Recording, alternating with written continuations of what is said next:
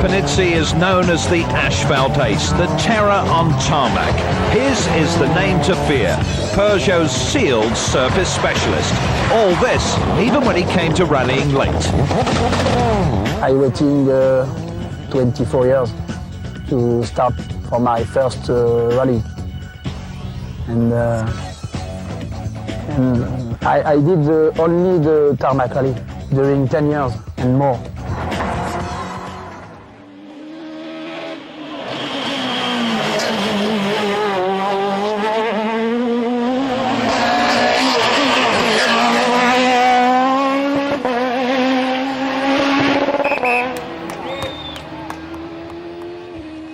Hello and welcome to the Rally DNA podcast, a deep dive into the minutiae of world rallying and rally culture. This week we'll be discussing a topic sure to be close to the heart of any rally fan of a certain increasingly ripe vintage, the Tarmac Specialist and its evolutionary offshoot, the WRC Super Sub. The Tarmac Ace, a breed of driver at its most prominent and successful in the mid to late 90s, is a topic both myself and my co-host Killian Cronin hold in high regard, hence our excitement at the prospect of recording today's episode. Welcome once more, Killian. How are you doing? Doing great. Excited at the prospect of one of my favourite rallying subjects from an era where I was really having my formative rallying teeth cut watching footage of these cars on the telly at the turn of the millennium. So, yeah. Panizzi Donuts. That's it. As the name suggests, Tarmac Specialists were drivers who'd honed their skills on asphalt rallies, often at the expense of other looser surfaces. As such, they tended to be parachuted into the lineup of a given works team, often in the lead up to classic sealed surface tests like the Tour de Corse, San Remo and Catalonia. The era of the Tarmac Specialist was brief. It reached its apogee in the late 90s with drivers like Jon Desborough and Felipe Bugalski, both of whom famously set Parc Fermé tongues wagging with their emphatic sealed surface performances in 1998 and 1999. But the era was short-lived, and within a handful of seasons, these same drivers, and with it the specialization they espouse, had faded from prominence. To discuss the rise and fall of the Tarmac Ace, we're fortunate enough to have with us a guest who had a ringside seat for both the F2 era and the WRC in its 2-litre millennial pomp, Jon Desborough. Jon, thank you very much for joining us. Well, it's a pleasure, and after an introduction like that, I hope I can do you guys justice. And listening to that introduction, the memory of the fantastic flying Hervé brothers doing their donut in 2002 underneath the hairpin at the Espinelves, the bridge at the Espinelves hairpin came back into my mind. So thank you for giving me that nostalgia trip. Hopefully we can deliver a few more. That's our USP. Yeah.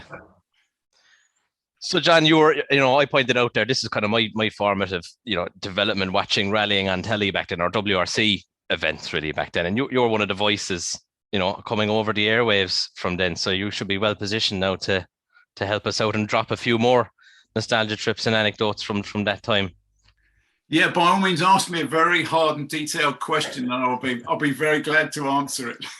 We'll hear your keyboard clicking before you answer, just to double check. Got some old dusty books up here that Martin Holmes wrote. I'm sure he's got the answers in there somewhere. To be fair, I think Martin's probably the genesis of most of my innate ingrained rally knowledge anyway. So, yeah. To put it all into context, when I got involved with the Channel 4 years, one of my earliest memories is the Subaru car launch in the hotel in Monte Carlo. And it was the Wednesday before the very first Friday that Channel 4 was going to do that show that was going to be new in so many different ways. It had never been done before. And the press officer for Subaru came up to me, whose name was Adrian Atkinson. And he whispered to me before the whole sort of shindig started. He said, "Desborough, listen, my mother-in-law doesn't know what a differential is, okay? Just remember that. Just remember that, will you, while you're doing your show?" And I said to him, "She's in good hands, because I don't know what a differential is either." And I've always continued on that basis. Wise words. Dear. Right. I guess the logical start point is to sort of go back to the dawn of it all in the early 90s and the sort of birth of F2 in 92 and early 1993, when Patrick Landon, who is Renault's chief of motorsport, first floated the idea to the FIA that there could be a new a two-wheel drive class of rally car that was more advantageous to French car makers, which was already quite a sort of a feat of skullduggery, if you ask me. And I'm sure there wasn't anything, there wasn't any sort of nationalist feeling going on between that. Do you think he bumped into a schoolboy Seb Loeb in his shorts who said, "One day I'm going to stop being an acrobat, I'm going to drive cars"? And he thought, "Oh my God, this is the most talented rally driver our age. I've got to get a car for him." And the rest is history. Picked up the phone to Max Mosley straight away. He was FISA. It was the FISA then, wasn't it? Yeah. So Max Mosley was FISA president at the time. Yeah. Just met this young lad. He was doing some backflips, but he said he fancied driving a rally car. Yeah. No, you can't call it F1. You got to come up with another name. Oh, we call it F2. And the rest is history. Oh dear. And yes, so it's fascinating origin. I mean, what do you remember, John, of that period? Again, I remember the established names of the World Rally Championship in the late 90s being monumentally fed up that anybody should come along and devise anything that should get in the way of what they were doing, that should steal the cameras and the hearts of people who are watching it, and have the cheek to go out there and beat my Subaru and the man that I'm paying about $3 million a year to win rallies, and nobody's heard of that bloke over there and his kit car. But when you think about it, it was what everybody now talks about, I suppose, the bottom of the talent ladder. Everybody talks about staircases of, ladders and staircases of talent. And having had a little look on some of the online content of the early 90s rallying, just to refresh my memory, which of course my knowledge of all this is spectacular. I then happened across all these guys like Jesus Pouras and Philippe Bogalski, who of course, as soon as they'd kind of shown us the possibility of what could happen, disappeared. And the whole show that they created, the whole thing that they created was taken over, and they were never really heard of again. Well, I guess partly that was purely the fact that because of the amount of manufacturer money that had been sort of poured into F2 as a category was then either dissipated in the case of Citroën because they moved up the ladder to WRC, or Peugeot in that case as well, and then you either sank or swam as a Panizzi or a Jesus Pouras or a Bogalski, and some were able to develop and enhance their skill set, whereas others were pure sealed surface aces. Yeah, and with the origins being in France, and what we know about France and sealed surfaces and great tarmac roads, although they probably hadn't been to Killarney and Donegal at the time, so God bless them, they missed out on that bit of tarmac in the time, hadn't they? They thought that was bad. They should try, is it Cod's Head on a bad day? So the origins of it came from France, and I guess they saw what was going on with the Japanese cars and the domination of Japanese cars and what people were doing, and they just wanted a share of the pie. They just wanted a piece of the game, if you like. Mm-hmm. And they probably had a lot of talent driving around in those small underpowered cars and thought, we need to get them onto the world stage. We need this to progress. And in many ways, that's what the French Federation has done down the years ever since. All those guys that we now know whose names begin with Seb, or are called Seb rather, they've all had a start with the French Motorsport Federation. So they know how to build a ladder of talent, and they know how to usher it to the top. And rightly so, and rightly they had the talent, but crucially, the problem, of course, with the manufacturers at the time was that they didn't have in the early 90s a four-wheel drive car that they could homologate and compete at the highest level with the likes of your Escort Cosworths, Impreza 555s and Celicas, which then of course led to the development of the Clio Maxi, with perhaps the OG Tarmac Specialist showcasing the car itself in John Ragnati. Yes, and having looked, when you look at those names on in records and in books and pictures of them, they kind of fade into insignificance in a way. Or not quite insignificance, to be disrespectful, but they're not as well known as all the guys that then triumphed in a Group B era, or all the guys who were part of the World Rally Cars from '97 onwards. It's almost as if the people that won the battle wrote the history of what the sport was, and it wasn't those people. They were almost like the pioneers. And the pioneers are always the ones to get forgotten, because somebody with more money pushes them out of the way and says, right, we'll take it from here, guys. Thank you very much. But it was all, I suppose the future was always going to be with the best cars, four-wheel drive, the best aerodynamics you could get, the most talented people, and it was always going to be a race to the top. So two-wheel drive was always going to be left behind, but it did give us a lot of the names that he said struggling for those names, apart from Seb Lowe. I mean, who started in front wheel drive rallying? Probably just about everybody. And that was the beginning of their great careers.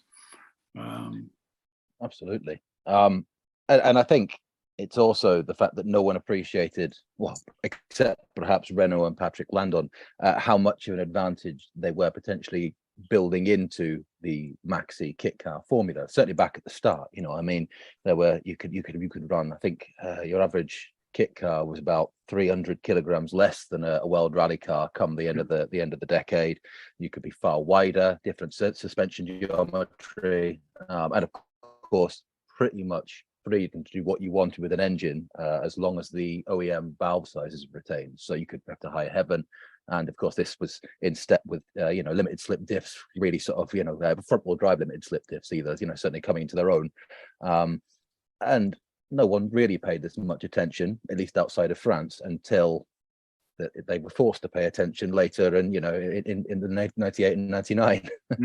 Yeah, and I have some quotes from 99 that we'll maybe get to when we start to cover Corsica in a bit more detail, because the tongues were indeed wagging. And even like the other advantages, Jamie, apart from the weight, the Clio Maxi was the first rally car to have a sequential gearbox as well.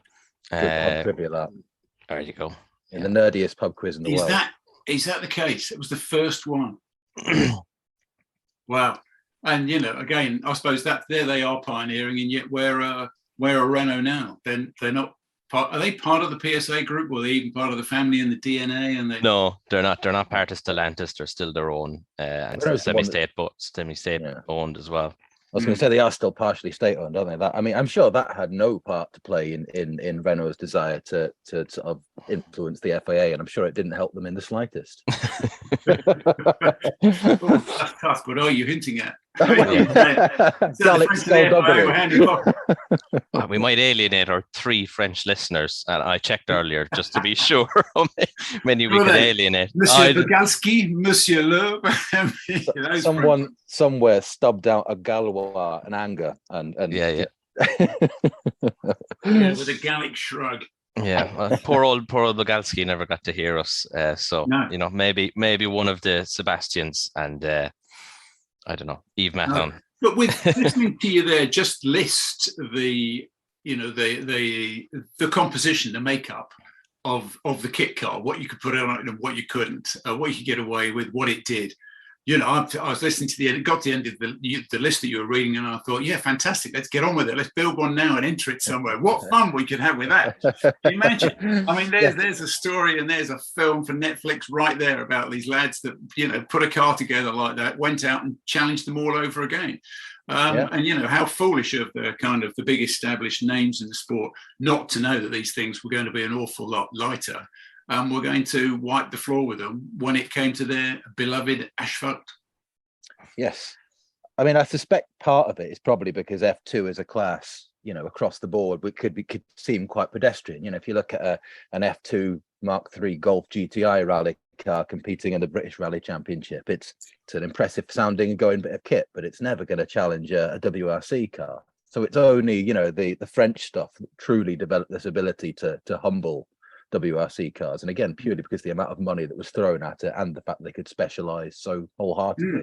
I mean, I guess also how many of the World Rally Championship events were tarmac back then, because that would have dictated the chances of those guys' success, how far they were going to go, how many they were possibly going to win. They must have looked at the season and said, by then we could be leading a championship, which brings lots of eyeballs and gives you the chance to sit in front of the managing director of a company and say, we're doing great, we're leading the championship. But eventually you knew it, they would disappear as soon as they got onto any kind of gravel or, went to Sweden in the snow. I mean, that was never going to be a winner, was it? So I suppose all those kind of judgments were made along the way as well.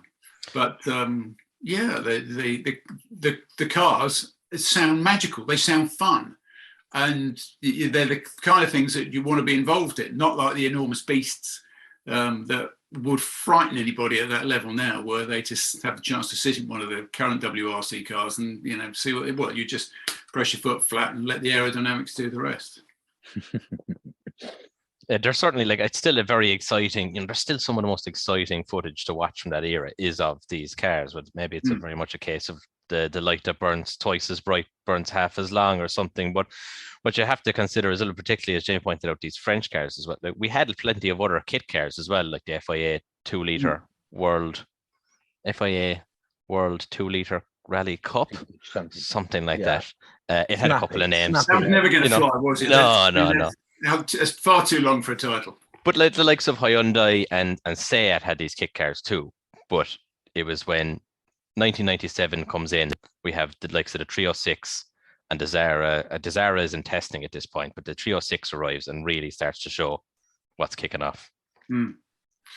And they must have planned, they must have known, they must have had an idea of what it was capable of. They must have tested it on roads and stages where the established manufacturers had been.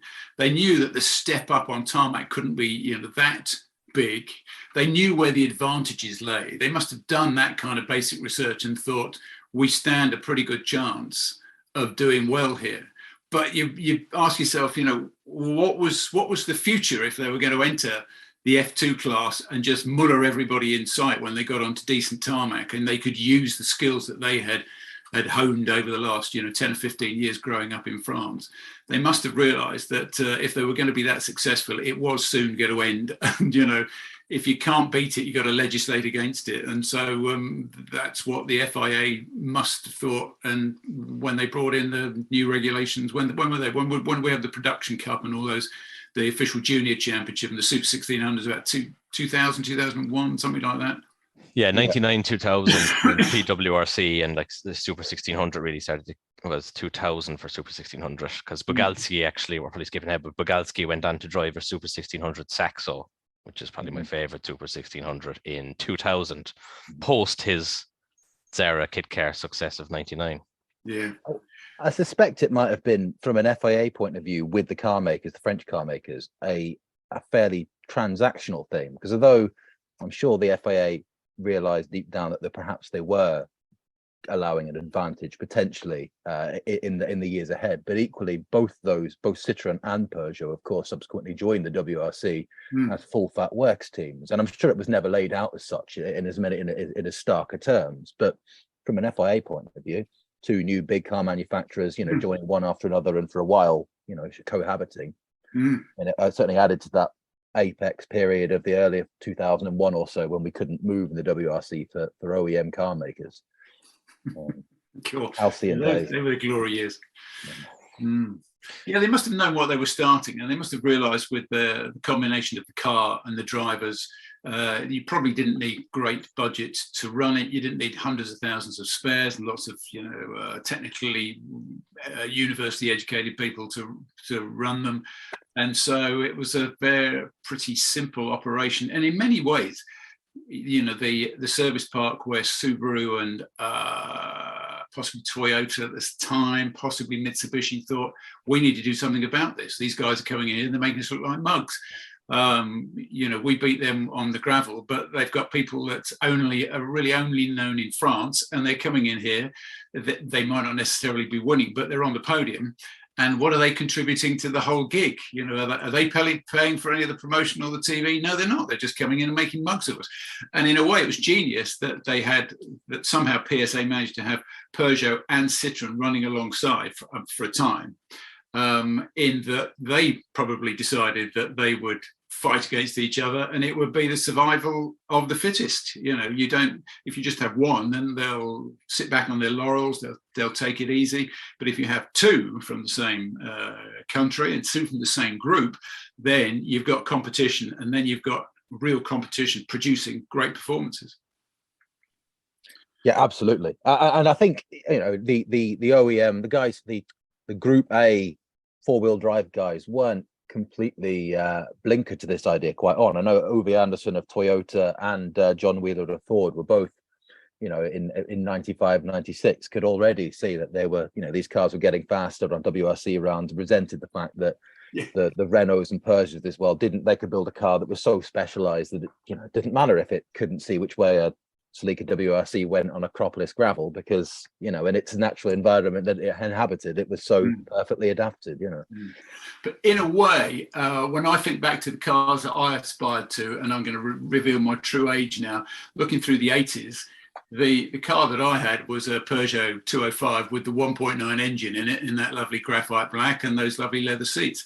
And it was quite a dangerous thing in somebody's hands who's incapable like me, because it would get, the back would get out on after a rainy night on the London Road roundabout, and you'd have to watch out. And it had to go as soon as the family started to come along. But there was that whole pedigree of the hot hatches. So you got Peugeot there, you got that Renault Clio, a Renault 5 was it, which then turned into a Clio. The Renault 5 Gordini gets away like Houdini. I can still remember the advertising from the 80s. And there was a third one in there, which was the Escort. And if you were a petrol head aspiring to drive, then those were the three cars you had. So it's natural that if you're going to come up with some kind of a rally car and you want someone who is an enthusiast to be involved, or you want to create the talent, then those hot hatches are the places you're going to go to. And 10 years later, the derivations, the cars that they have become are still there being competed in. I mean, I'd completely forgotten about that Peugeot 306 Maxi. In fact, it wasn't even on my radar until I looked at it as part of my research for this evening, gentlemen, and found Vicky Butler Henderson sliding around some airfield and, you know, talking to camera while she's got opposite lock on, and saying, well, they took out the CD player, and they took out the air conditioning, and they took out the central locking. And I thought, yeah, and that's why nobody bought the thing, because those were the essentials of, you know, a 90s car. But it was a rally car. It was a rally car. And at that time, you know, what was rallying and the World Rally Championship? Colin McRae was just appearing for us up here in this part of the world.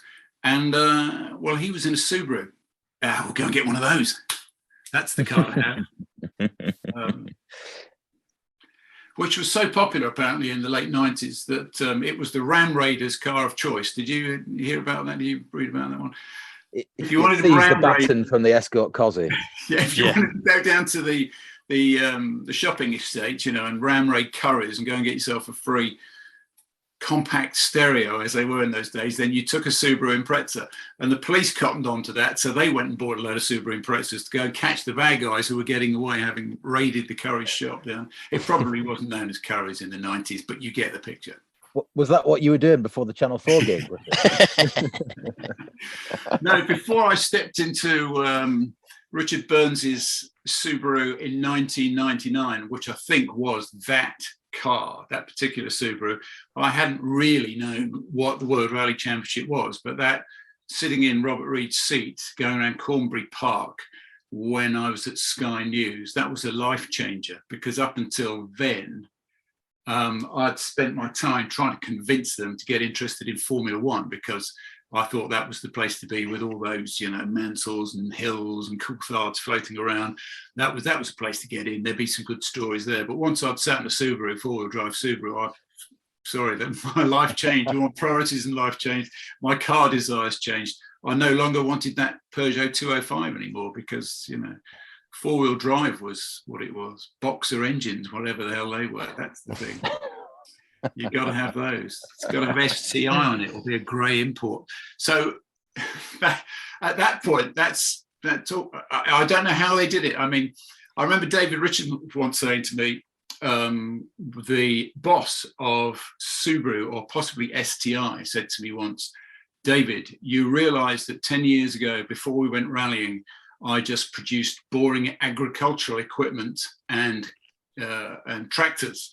And now apparently I produce the sexiest car on the planet, which was the blue one with the gold wheels. And there was a whole generation of people that just got into them and, you know, the Evos, and they probably, even in those days when petrol was cheap, they met up down the petrol station because that's where they all were all the time. Having had two Subarus, you visited one of those petrol stations quite a lot. Yeah. So we're going to go back a little bit, right before you were really introduced into this muddy world. So 1997, Jamie, you'd say, is really where we can draw the line at where the real era of the Tarmac Specialist kicks off in full with the arrival of the Panizzi brothers in that 306 Maxi that Jon didn't have on his radar. I think it also helps that that's when the first year when the much hated and maligned rotation system was kicked to the curb, which meant that, you know, any tarmac round still on the championship would count, and would therefore be, you know, would get up the noses of any all-wheel drive cars competing. You know, before that you see you know, McGann Maxis and Clio Maxis giving good accounts of themselves on, you know, the Monty and the Tour de Corse when it wasn't part of the WRC, but you know, it didn't cause as much of a stink. But as you say, 97, 306 Maxi, McGann Maxi. And it was a good-looking car and a good performing car. Vicky Butler Henderson, she loved it. So if she likes it, then you know it's got to be a good car.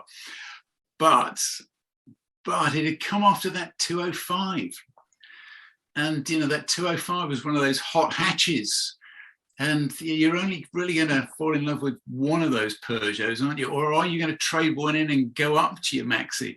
But the whole, how much was a Maxi? I mean, where did it sit in the marketplace, and who were the guys that went for it and that wanted to drive it, and how much success did they have with it, and why the hell was I not interested in the 306 Maxi, and why was I coveting a Subaru Impreza? What went wrong? Is it me or is it them?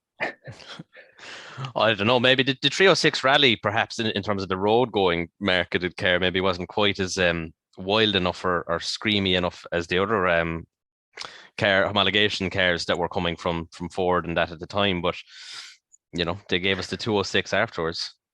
I mean, you have also. Sorry, go on. No, I was going to say the 206. Well, not quite homologation special, but that bumpered. Grown bumpered 206 that came after the 206 WRC wasn't quite attractive either, was it? It is. The point you make is a good one. It's down to the look of the car as to whether people will go for it.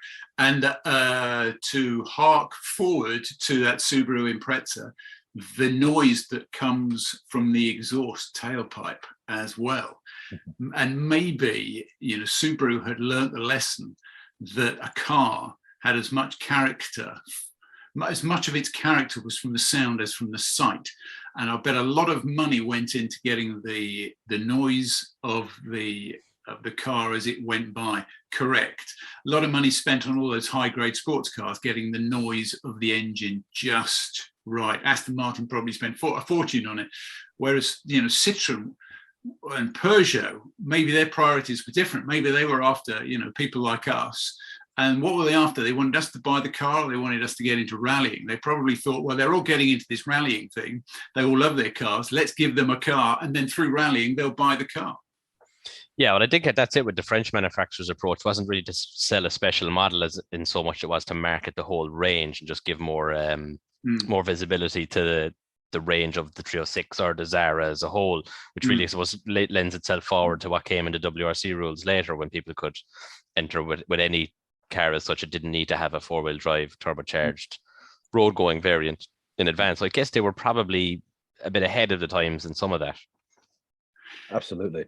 And the thing you mentioned about price is actually relevant in terms of the kit cars themselves, because eventually these things came to be, you know, cost hundreds and hundreds of thousands of pounds, very nearly as much, if not more, than a second-hand Impreza 555 or WRC. And if you're an independent team trying to compete in a national championships, what are you going to choose? Are you going to have the four-wheel drive, slightly second-hand car that can compete across the board, or are you going to have the peaky, ultra specialized, highly complex, hard to run of Maxi, Yeah. which is later on the line. But yes, I mean, I think you're right. 97, definitely the first year of it being truly was global in its appeal, Gillian. But what happened to all of those F2s and all of those kit cars, all of those 306s? Are they now in private ownership? Loeb has one. They must be, they must be fun to drive. They must be subject of a great deal of curiosity with people if you turn up and compete with it. Are they welcomed, or do you find that the whole game has gone manufacturer crazy, that everybody now, for instance, I'm probably even old-fashioned with this, once you'd have an Opel or a Vauxhall Adam, or I don't know what else is run on the British Championship. If you turn up with a 306, what's the reaction, do you think? Oh, I mean, you wouldn't be able to run it these days, I suspect. But I picked the world would love it, wouldn't they? But only a handful were built anyway, and they quite rapidly, I think, were hustled away into private collections, probably because people realised what they were worth and that they were sort of so momentous in terms of what they marked in rallying. But yeah, I mean, I'm glad I saw McGann Maxis competing, in the RAC rally back in the day, even if it wasn't in the natural environment. There was a lot more McGann Maxis built compared to like the 306s and the Zaras, and there was no customer program for those cars compared to, say, what ProDrive were doing with X-Works cars. Well, just offloading them to Ireland for the most part, but the retirement home for ProDrive works cars in the turn of the century, or the turn of the millennium. But so yeah, they're very small numbers, particularly with the Zara and 306. There's a good few McGanns built, and a lot of Clio Maxis built as well. But that was more specifically for the French national championship for the most part, I would believe. Who were probably still hooked on tarmac for some reason. Never got off tarmac really. Went through tarmac into championships that included other surfaces, but predominantly, if you were going to start as a kind of whatever the French equivalent is of a clubman rally, where the Sebs started, people like Bogalski probably started. I mean, the Hervé, the Polizzi brothers probably started there, and they were putting their own money into the program in order to get in and get seen. But it was all on tarmac because that's what they were familiar with and where they were brought up. Whereas we started in forests. What does that say? I mean, in a place where nobody knew you were competing. They didn't want you on the roads. We don't want you on the roads and those things. You can jolly well go off to the forests and make a noise in those escorts of yours and those Clios and those Peugeot 30, whatever it is, with the word rally spelt wrongly. Go to the forests, you lot. But in France, in France, they must have thought it was just second nature to close roads and get themselves 100 kilometers or something where people could come out with their cars and compete. Yes, I mean, I think Bogalski is slightly different in this. If you look back at he had a few years on the others, and if you look back at his car list, I mean, he had a spell with the Delta Integrale, and I think he also driving a Renault 21 Quadra at some point, a Group N. There's definitely footage of him in some amazing all-wheel drive saloon on tarmac and gravel, which is just patently ill-suited to it, but it's all the better for it. I quite like those 21 Quadras, actually, in a kind of perverted way. There's nothing perverted about it, mate.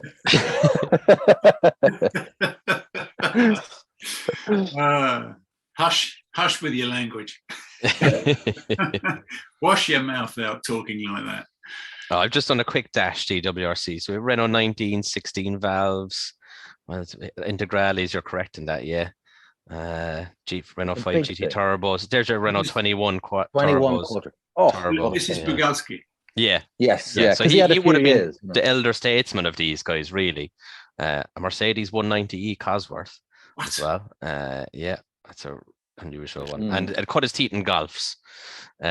So yeah, he would have been quite a bit older than the other sorts. And then you've the likes of like Delacour, who also kind of arrived onto the scene, and he was on the scene already driving Group A escorts and whatnot. But in '97 he picked up a fourth on Tour de Corse. And Delacour, being French, was already somewhat of a tarmac specialist, but unusual in the other guys, even going beyond this, and that he'd consistently been doing full seasons in WRC.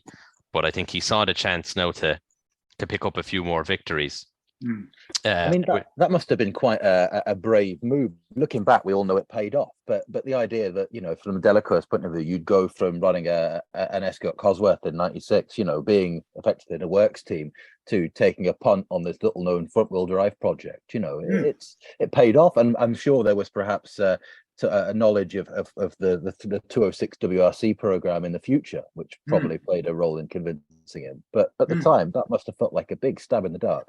Yeah, whatever the French is for counterintuitive, it was it, wasn't it? He must have walked around the car and said, no, where there is no drive to the other wheels.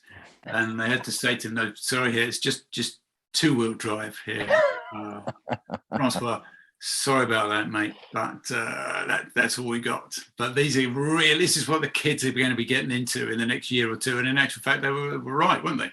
Except there's this tall bloke called Desborough who'll never ever get into these things, but we don't need to worry about it. but you know, Delacour and Bogalski, if they were the kind of the seniors of this team, then, you know, behind we've got the fabulous Panizzi brothers and this kid who's probably still doing gymnastics, who's 5'2", God bless him, and still got 9 world titles ahead of him.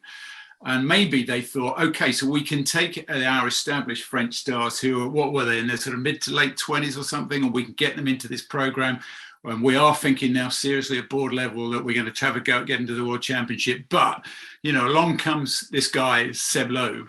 And I remember meeting him for the first time in Corsica in 2001 when we were doing all the pre-shoot material for the very first Channel 4 rally show.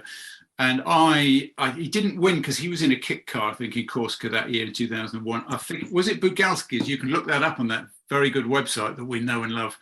You know, the one that begins with an E and ends with a C. I think Bogalski won that one. I don't think it was a Puras win 2001 in Corsica, was it? You know this. You know, no, Bogalski had an accident in Corsica in 2001. Who won that? I can't remember. I was there for the first couple of days and I pushed through and I said to him, Seb, my name is Jon Desborough. I'm going to be doing the rally coverage of Channel 4. And I got pushed out of the way. I got pushed out of the way. And the person who was shoving his way through was a man by the name of David Richards, who wanted to get in and get introduced to this kid, you know, even earlier than I could, because I guess he must have seen how the sands were shifting, where people were going, where the money was being invested. And Subaru did try to hire Loeb at the end of 2002 or 2003, I think it might have been, and were prepared to give him an awful lot of money, and sent George Donaldson to go and get his signature, who, you know, even to this day will tell you that he had everything on the contract bar the actual signature, because Seb Loeb, I think, said to George, that's an awful, he said, that's a lot of money to pay me for a season, for a rally or something. And he said, no, Seb, that's what we're going to pay you every season for 3 years if you sign the contract. But he took it back to Citroën and said, listen, those upstarts from ProDrive have offered me €5 million or whatever it was a year. And Citroën said, well, we can't have that. We'll give you $6 million. And he always credits George Donaldson as the man who gave him a massive pay rise from just being a kind of, had a potential in the future and turning him into the unbeatable star that he is. Well, I suppose Seb, more than any of the other guys we've talked, really did owe his career to Citroën as a marque, didn't he? You know, very much the marque's prodigy, and you know, his entire career, apart from that spell with a Corolla WRC. Yeah, I spotted that. Was that a bet? Do you think that was a bet he lost? I think it was his medallions. But yes, you know, I mean, it's you know, before his return, it was impossible to think of him anything other than a double chevron car, wasn't it? And I suspect some loyalty probably was part of that decision as well. I guess he's the ultimate example of this kind of French career ladder that they've done so well over the last, you know, couple of decades, you know, and breeding these guys on tarmac, and he came up in the Super 1600 Saxo and whatnot before graduating to the works team. And as he got better, I'm sure there were engineers around him who got better as well, and they all moved up in the program together, you know, including Daniel Elena, his co-driver, who was there in the early days of our guest. And so they all sort of moved up in that junior team, and then they moved on to the World Rally Championship team. And the rest is quite literally rallying history. And I suppose the risk wasn't quite so great when you knew that you'd got Loeb and you could see his potential, and you got people around him that he got on with, that they understood him, he understood them, they understood him.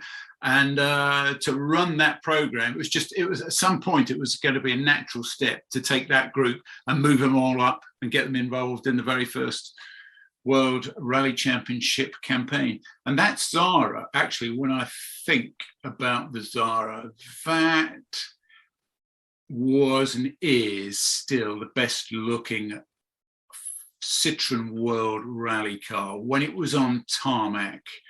How many seasons did they do the Zara? The Zara was stood until 2003. What else came after the Zara? Was it a C4 in 2004, 2005?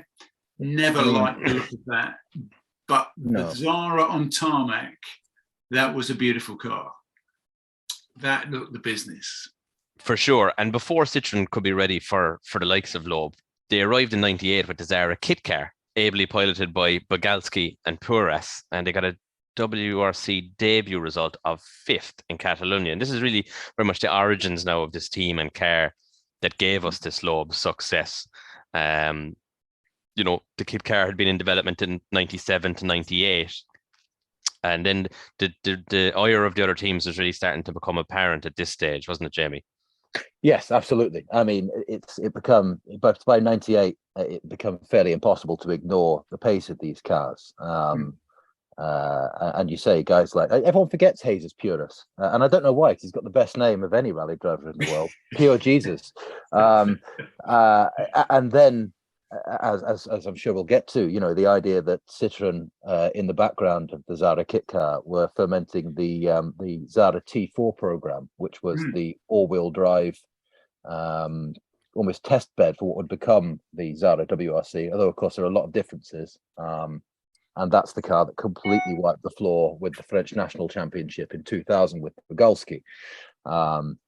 But before that, of course, we've got the apex of the kit car era at 1999, when the F2 guys really did start, throwing egg on the faces of the WRC chaps. Yeah, because in this stage now, Bogalski is going to win 2 events in 99 in the Zara kit car. Now, the sun is starting to set, but this is really the peak. And it's funny, Nick, when we look back, because I don't know, I had this kind of, Jamie, we talked about this, the 306 is everyone's best remembered winning, or, as the winningest or the best kit car, but Jon's arrived to kill that notion. But the Zara is, of course... No, I don't want to kill any notions. Oh, dear. But the Zara is the only one to actually have won a WRC event, of course, isn't it?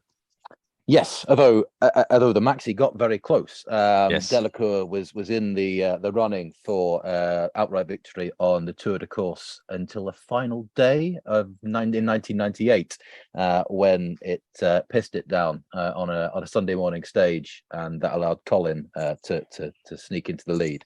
And I often wonder whether that had, if that would have happened then, would that have moved the whole sort of timetable of these things onward? Would that have spelt the demise of the F2 Maxi at WRC level earlier? It's hard to know. But yeah, certainly it seems wrong that the 306 doesn't have a victory to its name. Yeah, it would have helped it, wouldn't it? I mean, that would have been a great credit to its name, and it would be something they couldn't ignore. It would have been, they'd taken it away, some of the attention would have been drawn away from Citroen winning in that Zara kit car, and to win 2 events here, just thinking about this, one, you can always say that's a fluke, whatever that is in French, but to win 2, well, that's a run of form, isn't it? You've gone out and you've repeated it again, albeit on another asphalt round. But at that point, you can build a case that you've got it. So had Peugeot then won in that strange car, the numbers of which I've forgotten, then they could have, maybe they would have had a case as well, and that whole battle between the 2 brands at PSA would have started even earlier. But by then, as soon as Citroen won in that kit car, they must have thought, right, now we have to start planning. Now we've got to get the budgets involved, and we've got to go, up to the top and tell people that we can take on these Japanese brands. I'm thinking when you were talking about, you said it was the kit car was almost like a test bed for what was going to come later on. Well, VW, when they entered the championship in whatever it was, 2012, 2013, something like 13, that. yeah. in 2012 in 2012, they did, I think, every stage of every rally after the event with the car to see how it performed. So rather than doing that, they had a Skoda that they possibly could have, worked as well. But you've got to prepare, haven't you? You can't just get it out the box and run it and hope it'll do well. So the French had tested it well. They'd had established drivers who had done really well at a national level, who had done well in it. It had won. Everything's there ready to go, isn't it? And all that is thanks to the theory and the philosophy of a kit car. In fact, I'll tell you what, let's go even further than that. Sebastian Loeb would not be the multi-zillionaire that he is now if it had not been for a kit car. There you go. He owes it all to a kit car. Ooh, that's dangerous. I think part of the reason that it so got up the nose of the Subarus and the Mitsubishis of this world at the time was because Bogalski's success in '99 was consecutive. He won 2 rounds, France and Spain, on the bounce, separated by a handful of weeks. And as John said, that proved beyond doubt that this wasn't a fluke. But it also served to sort of really, I think, align the forces against the idea of continued F2 maxi success. Now it's no coincidence that '99 is the last year that this was able to happen. Maxis got heavier and were effectively legislated out of competitiveness soon after. Yeah, and somewhere there's a project manager on the 306 who's still weeping at the fact that they didn't pick his project, they didn't pick his car and his team. They went with that Zara thing, and he never heard. I wonder who it might have been. Well, the two were actually very closely related in terms of Zara and 306 in terms of chassis, but they did have quite a few differences. Killian, can you remember? I mean, I think suspension was quite different between the two. Suspension was quite different. I think they ran a different gearbox and front differential as well. I'm going to have to dive a bit deeper into that. I'm afraid I haven't got those notes to hand, but I think there was a different gearbox. Both shells were prepared by Matter, I reckon. Matter, yeah. It's always Matter. They just built everything at one point, and of course the Zara didn't have that polished wooden gear knob that the 306 had. But if you go back to those days, then you're going to spread your bets, aren't you? You're going to put that technology in the Peugeot and in the 306, and you're going to try that technology in the Zara. You're not going to have the same, or maybe it's different philosophies, different approach to test and working out which is the best one. And then this one is the one that wins and all of this doesn't.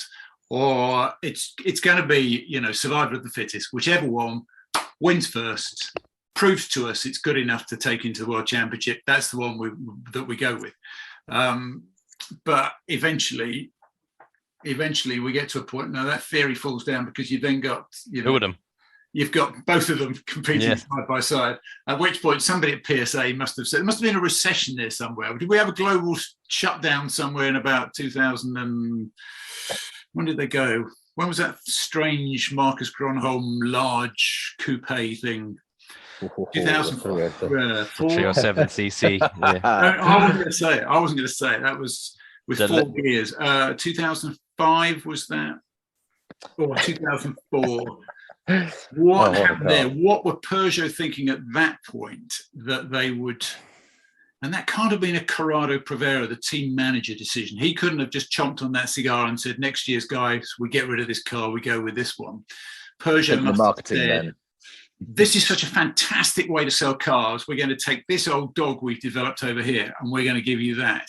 When everything that they'd done before had been the other way around. The thing that these cars had actually earned their chance to be in the championship from very early days as kits. Then they get in to become homologated World Rally Championship cars, and then they go on from there. And then suddenly, let's have this, just wheel in that really weird looking, strange, elongated thing. That's what on earth is that? Oh, you've only built it that long just so that Marcus Gronholm can get in it. Oh, I see, because he's 6'5". Yeah, that's right. And it would let Stones enter into the co-driver in unfortunate places. But yeah, that's. I mean, to be fair, it's a good thing that car was homologated purely for that. I mean, it's up there with the best bit of WRC TV in the world, to be honest. Hand signals But in '99, John, you said earlier that all these teams were starting to really give out about this. Like McRae said in the service park in Corsica in '99, why should there be a car that comes along and beats what's supposedly the top formula? Well, Richard Burns said it was a bit ridiculous. Yeah, a bit ridiculous. So maybe those two guys, really started to make the FIA and the promoter lean a bit heavier on this.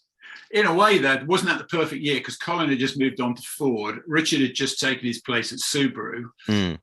There's this really lanky guy from Sky News going out on passenger rides thinking, yeah, this is really cool. I want to get involved with these guys. But that's the moment, just as those two change, maybe, I can't be deliberate, but an opportunity was created into which, you could arrive. And, Colin, well, he'd had 95, 96, 97, 94, 4 great years since the World Championship. Ford had then just opened the Bank of England and said, Colin, help yourself. And he'd gone off and bought all his toys. He moved on to Ford and then made that great advert. And so suddenly, here is this thing from France, this, a Citroen. A Citroen. What was a Citroen in Britain? Had Citroen got any kind of, sexy road car going on in the late 90s in Britain? No, we were all driving around in Imprezas, with lovely exhaust notes, or we were driving around in Evos, and we were in debt to the bank for thousands of pounds for all the petrol we were putting in the things. The whole Japanese thing had taken over, the grey imports. We all wanted the 4-wheel drive thing. We didn't have a Citroen, and yet here you were with Citroen and Bogalski and Jesus Puras showing where the future was, and we didn't pick up on it. Yeah, and this is it, because you can now at 2000 onwards, you can see the Japanese dominance in the WRC starting to falter. Look, Subaru will still win, a couple more championships, or the drivers would, and manufacturer championships, but it was becoming a bit more sparse now, wasn't it? And then, of course, we went on to full French domination from there on. And by 2003, they were ready. They won the manufacturers in 2003, and Petersolvo won his championship. But the theory was the Citroen had said, don't worry about the drivers' championship, old son. You'll win that one next year, because quite honestly, we're sitting on the future. All of that stuff over there, that's the past. Stick with us, stick with Citroen, and we'll do fantastic things together. And they did. And I imagine often that 2003 championship was just relinquished to Pet. It could quite easily have been another low championship, but it wasn't. I mean, I think part of the reason that Citroen were able to be so successful from the off was because of the T4 Zara. It was it was quite a bit of skullduggery, if you ask me, to be able to develop an all-wheel drive rally car. And I suppose it was just them willing to spend the money, but not for WRC success, just for the French National Championship. And although it wasn't a world rally car, it certainly had all the attributes, and it meant that come 2001 onwards, they really were able to start off in a deeply competitive position, which probably mattered more to Citroen than Peugeot, given prior to this, Citroen's history in rallying was a bit patchy. I mean, the last top tier car before the Zara WRC is a BX4TC, the Group B one, which is the worst Group B car of them all. But you love it. Oh, of course, but then for that very reason, I'm an automotive pervert, so my did its headlights conform with the regulations? That's the other one that I was thinking about. That it's 66, and where they threw out the Mini because the headlights are all wrong. Wasn't it a Citroen DS that won that year? Something like that. I can imagine it was, yeah. I mean, if you go that far back, there are all kinds of quirky results, aren't there? There's Beatles winning the Safari and stuff like that. It all gets a bit wild. Yes. And I guess this kind of brings us neatly with Seb being the thread through to the partially for the demise of the Tarmac Specialist, because Seb Lowe proved that it was no longer okay or acceptable for a works rally driver to expect to earn a contract purely based off of his ability to get a podium twice or 3 times a year. You had to be able to expect to be able to do it week in, week out on any surface. Yeah. So And we he- got the super subs instead. Yes. Who used to, I mean, I can remember having a joke with the guys on Channel 4 saying, let's go down to the bookies and get some money on now on this guy, Marcus Gronholm, that they haven't heard of, winning in, I don't know where the first gravel round was in 2002. Let's say it was Cyprus or something. And the bookie saying, looking to each other and saying, well, I've just looked at this book written by Martin Holmes, and it says this kid, Gilles Panizzi, has been doing very well on asphalt. So I think I've never heard of this bloke Gronholm. So let's give this idiot some long odds on Gronholm and short odds on Panizzi, because as it looked, Panizzi was doing so well because he was winning so much on tarmac. And nobody heard of Gronholm because it just hadn't been the gravel rounds that he would then dominate and win.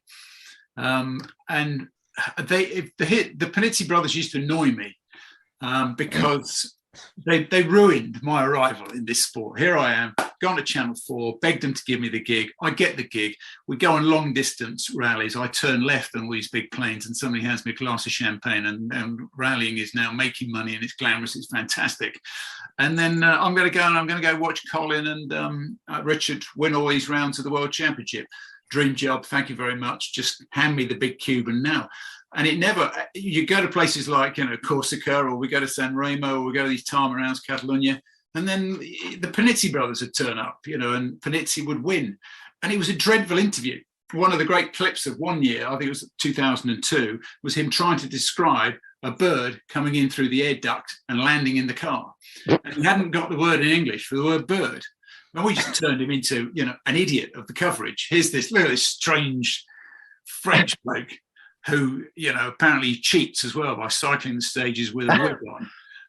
And he doesn't know the word in English for bird. What a fool. Huh. But he was good in that car on tarmac and was untouchable as well. Well, yeah, in from 2000 to 2003, Panizzi won 9 WRC events, all on tarmac. So 3 San Remo, 2 Tour de Corse, and 2 in Catalonia, and they were his only WRC victories, all on tarmac.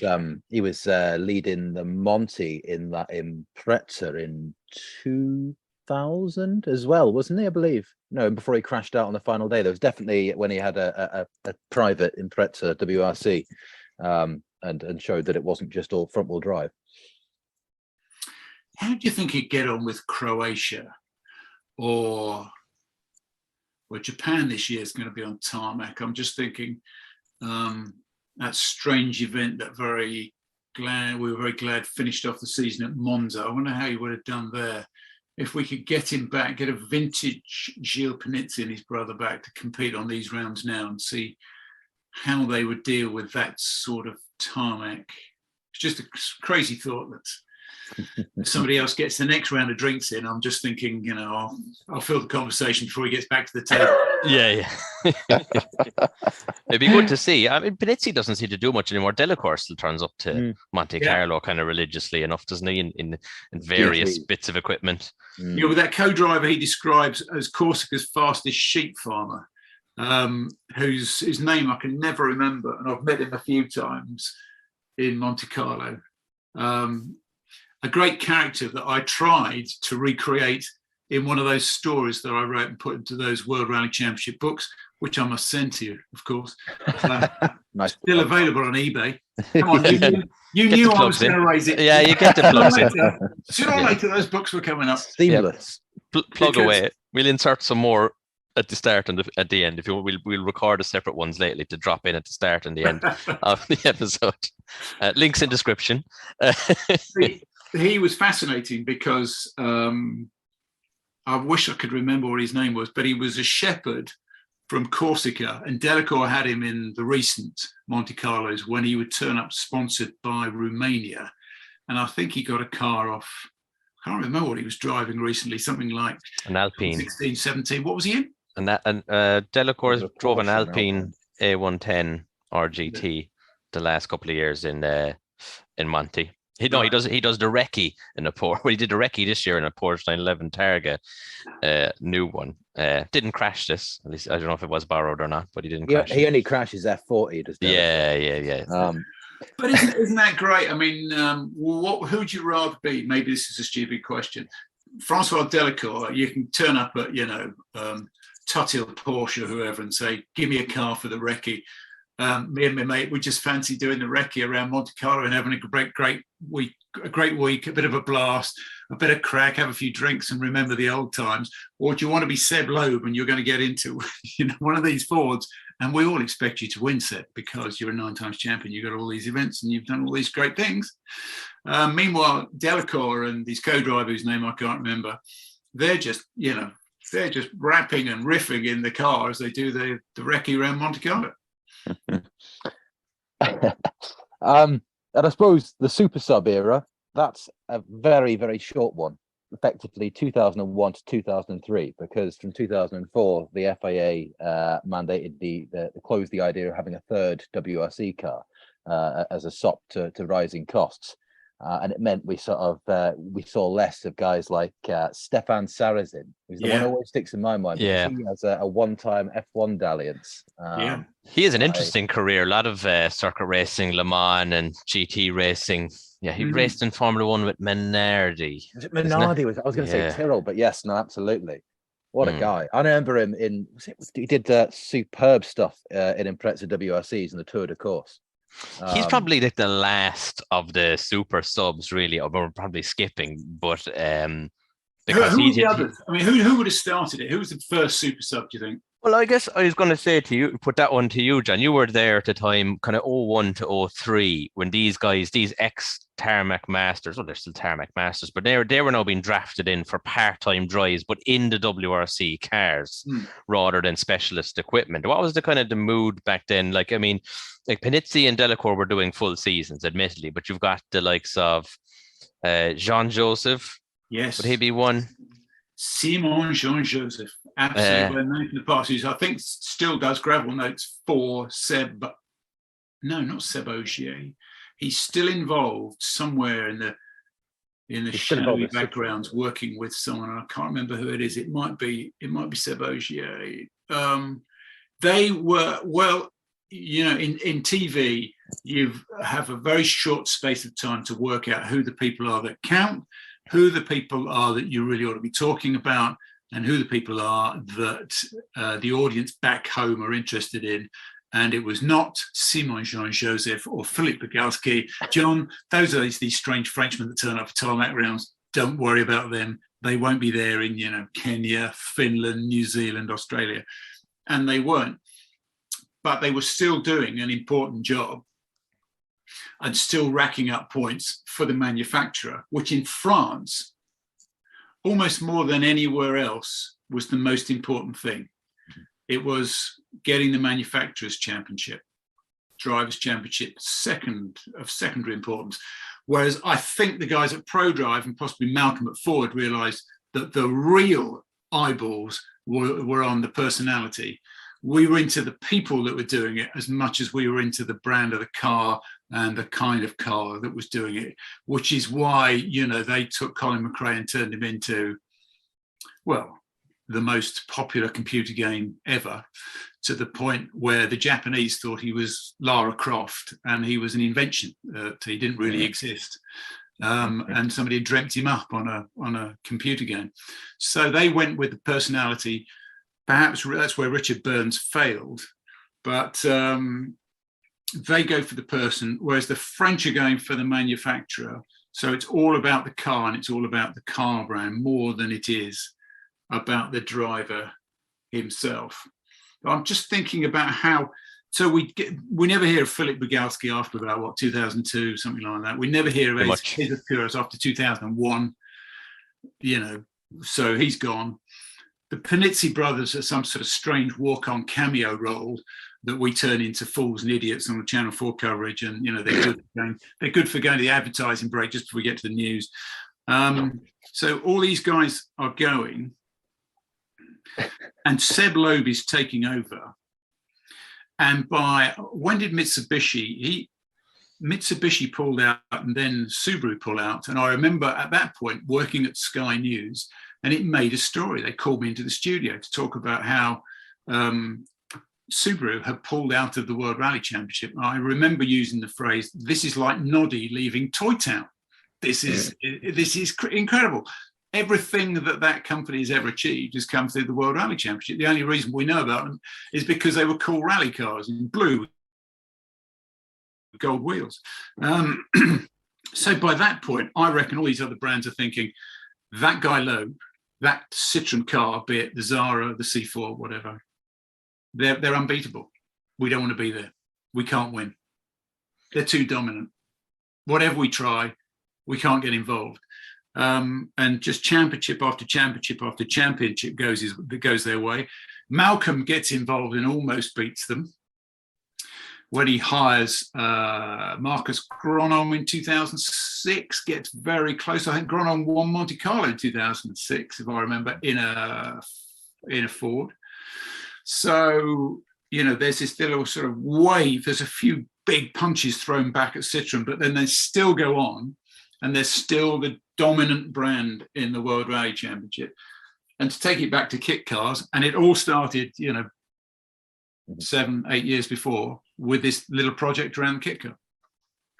I think absolutely, and I think Loeb is obviously a once in a generation talent, if not once in a century talent. But he was also flattered in as much as his skills were, and he'd been birthed on. He'd learnt his skills in the new breed of World Rally cars with fully active transmissions, and the older guard, the McRaes, the Orioles, and even the Delacours of this world, who'd cut their teeth in Group A cars. Yes, a very much more manhandling and rough set of skills to get the most out of. Often struggled to adjust to the super smooth, silky style needed to get the most. And Seb, of course, had the stuff because he's basically a god, but was better than that the most. And he was. You're saying he was a one in a generation. It was very strange that another one came along. They were both in the same team. They were both called Seb. They were both French, and they didn't get on. To the point where one had to leave and start up with this strange German rally team. Well, there's something new. How did that happen? And they take over and they become the dominant force. But you're right about Seb Loeb being, I think, a kind of a man of the people. The favourite photograph of him is him showing off his six-pack at the age of 40. With a cigarette and a beer on, because that's Seb Loeb. You'd never see Seb Ogier doing that, who has stellar talents of his own, but is different to Seb Loeb, even though they've got the same name. They're two completely different sorts of guys and personalities. And they probably clashed at Citroen. And Loeb probably thought, this is just the irony of ironies. Not only is this guy good, but he's in my team. I've got to snuff him out, even though he's French and he's got the same chuffing name as me. And so Seb Ogier has to move because the team just ain't big enough for the both of us. What was the question? Who would you say was your favourite of all the Tarmac aces specialists throughout the years? Oh, no, well, Hervé. It was the Hervé brothers, Panizzi brothers. The Panizzi brothers were great entertainment. Even though they were an annoyance because they were getting in the way of, Richard, who ideally wanted to see win and never did in 2002, 2003. Colin again. Let's see the legend. Oh, he's by the 2003. He's driving in a Citroen, and it's not quite the way it should be. They told me he was the coolest, best driver on the planet, the most talented driver of our generation, but he doesn't seem able to win in this French car. So I think the Panizzi brothers were the most entertaining, because you've got to remember, let's go back to the beginning of the interview. I don't know what a differential is. So, I don't know what a slip diff is, do I? So if I don't know what a diff is, I don't know what a slip diff is or any other kind of diff. So I'm looking for, the swagger and the skill, and I'm looking for a little bit of show off, a little bit of nonsense, a little bit of personality that kind of breaks out from all the Finns who don't want to talk about too much. And the Panizzi brothers, in their own sweet way, a little bit of entertainment. So I picked them. Bagalski I never really got to know. Jesus Puras, likewise, didn't get to know him. Stefan Zarazan, we had a mutual friend in actual fact, but that was just coming at the point when I was moving out and going back to Sky News. So I didn't really get to see him. Francois Delacour was he was good entertainment. He was a good driver. He knew what he was doing, but by then I think he was, verging on the verge of madness. And the ego was taking over. I am Francois Delacour. Why will you not give me a drive? And I don't think Peugeot wanted him around anymore, so he had to go off into the shadows. So I'll go. I'll say Panizzi.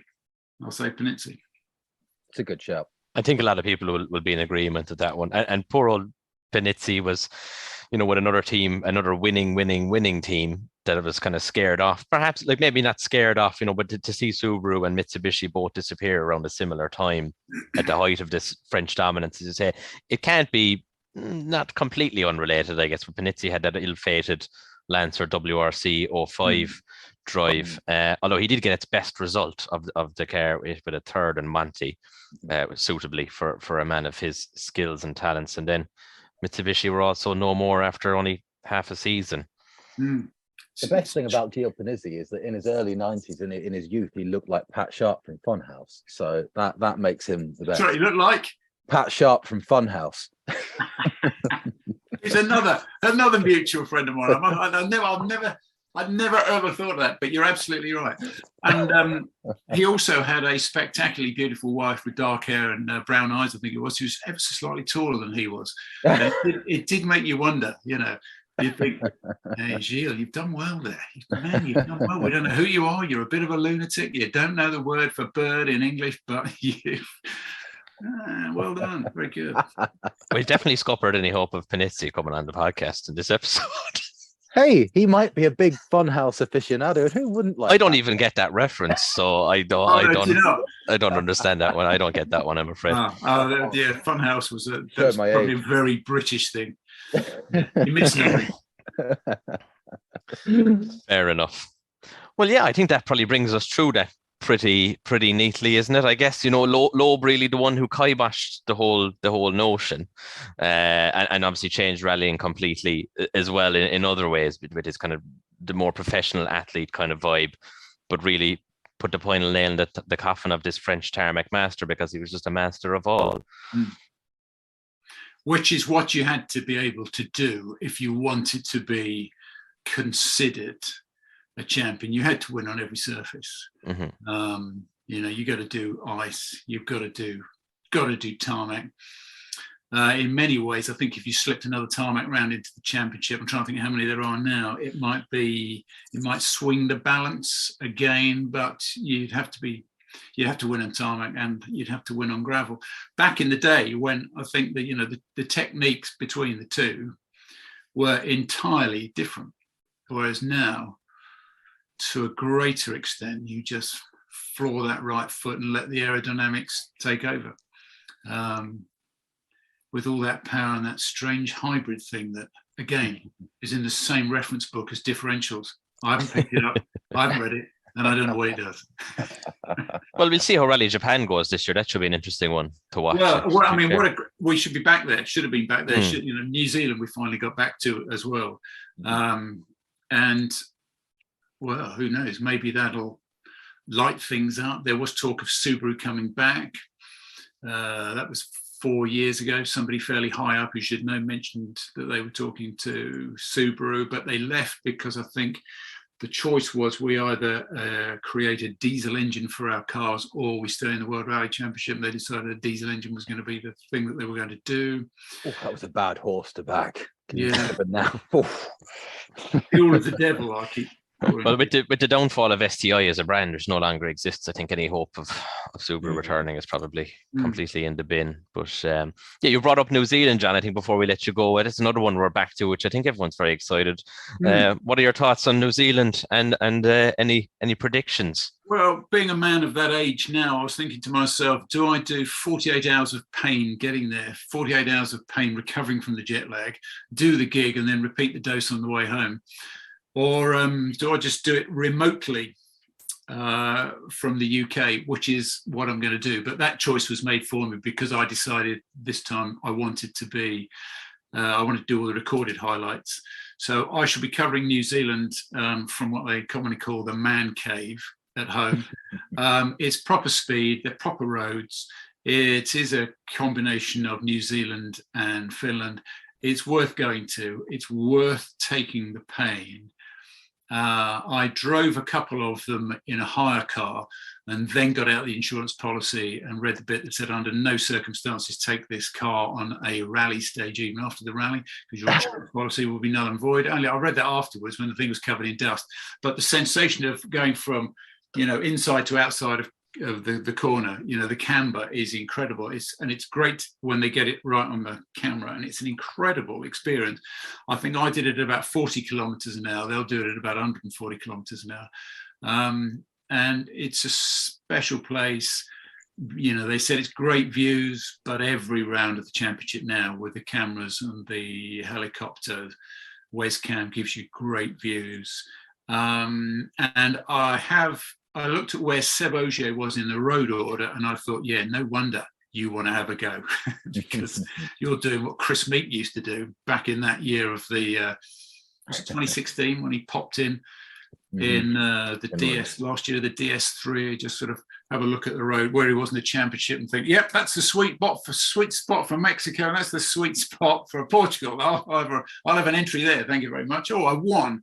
I think Seb knows he's going to do well. And the way the whole Toyota campaign has fallen to bits in the last 3 rounds, I think Jari Matti and Toyota are glad to get him back, because he is, to my mind, the best driver, not the one with the best memory, which is what the championship kind of looked like just before COVID. If you could remember the stages, you'd be the best guy on the stages. Now, we've got so many new events coming in. New Zealand not being quite new, but being different, and not too many people have been there, especially in these cars. Seb is the best equipped to deal with that lack of knowledge. With his road order, he will do spectacularly well. And now I've said that, Kalarov and Pera will win from first on the road.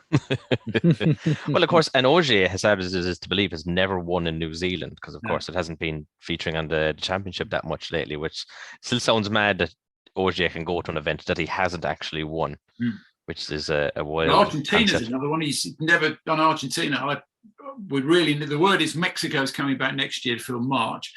But I think we need Argentina back just because it's a crazy distance to go. It's an incredible place to go. It's a different vibe and environment, and if it didn't exist, you wouldn't invent it. It's one of those. But for popular appeal, it is the best. People turn out in their hundreds of thousands. You probably won't find that in New Zealand, but you should do, because the whole spectacle of driving on those roads is terrific. And I think it's one you've got to have. You got to, win New Zealand and then quit. But apparently he's bored, and he's had a go at, going round and round on tracks and doesn't like it. And I think Mrs. Ogier doesn't want him at home anymore, which is what Mrs. Gronholm said to Marcus and what Mrs. McRae said to Colin. He said, "What are you still lying on that sofa? Will you just get up and do something, please?" And eventually they pick up the phone and say, "I'd love to come back." And I think Toyota needs Seb Ogier for these last 3, like they've never needed anybody before. It's just having got such a fantastic lead. It looks as if it's crumbling and it's giving way. So he's coming back just at the right time. We wouldn't have said at the start of the season that Hyundai would have gotten the 3 on the bounce. Fair play to them, given the kind of internal politics or whatever that are going on there, which are probably a subject for another day. And that's the most current events that we'll ever discuss on this podcast. That's the only topical current events chat we'll ever do, or the closest to it. Let's talk about New Zealand in 1950. Yeah, is there EWRC results for New Zealand 1950 something? Austin, Cambridge, slowly being flung around. It's not quite as romantic, is it? No. I John, remember watching an interview with Phil Short on how to drive a rally car, and that was in New Zealand, and that was cutting edge stuff. So I think it was Phil Short. It was a great program, and I found it in a museum in New Zealand, in Wellington. When I was on the way to the pub, we popped in, and they had these TV histories, and there, I think it was fell short, and they had a West Cam helicopter telling you how to drive a two-wheel drive, rear-wheel drive Ford Escort and win in New Zealand. We'll do that one next time. That sounds like a good idea to me. Jon, thank you so much for coming on. You've been an absolute pleasure. Thank you for putting up with me, my lack of knowledge, my complete lack of an understanding. But just for my own self-respect, when I said, the story about I didn't know what a differential was, I was just kidding you along. Of course, I know what a differential is, for goodness sake. It's been a blast. Thank you for asking. Thank you very much, Jon. Really, really appreciate it. Cheers, mate. Really appreciate it. We'll certainly talk again soon. And do you want to get another plug in before you go? Plug that book, quick. I'd love to plug that book. There's still 1 or 2 copies available. And what the theory was, we're under COVID. I can't go, I can't travel. So I will recreate as a fiction everything that I've seen before. And I'll really make it dirty. There'll be deaths in it. There'll be drugs in it. There'll be all sorts of shenanigans, which I was convinced were going on anyway, but weren't, because the sport is very clean and it's not very naughty. And I'll turn it into some stories that I'll put on Kindle. And then a mate of mine says, you might as well publish them, self-publish them and sell them on. So I've created my entire parallel universe from the golden age that I call it, which for me, I'm very sorry, goes from 97 to 2017. That for me is where the golden age of rallying is. And the hero's car is blue. It has got gold wheels and there is a Frenchman in there, but he does get beaten. The first book is called Breaking Point. See what I did there. Second book is called Heat Soak because it ends in Greece. See what I did there. And there are 3 stories in each book. And I think if you can find me on eBay, they're about a £5 a go now. And I'll gladly sign one and post them off to you. Thank you very much. Thank you very much. Jon, thanks for joining us. Jamie, thanks for doing a cracking job as always. And thanks everyone for listening to another episode of Rally DNA.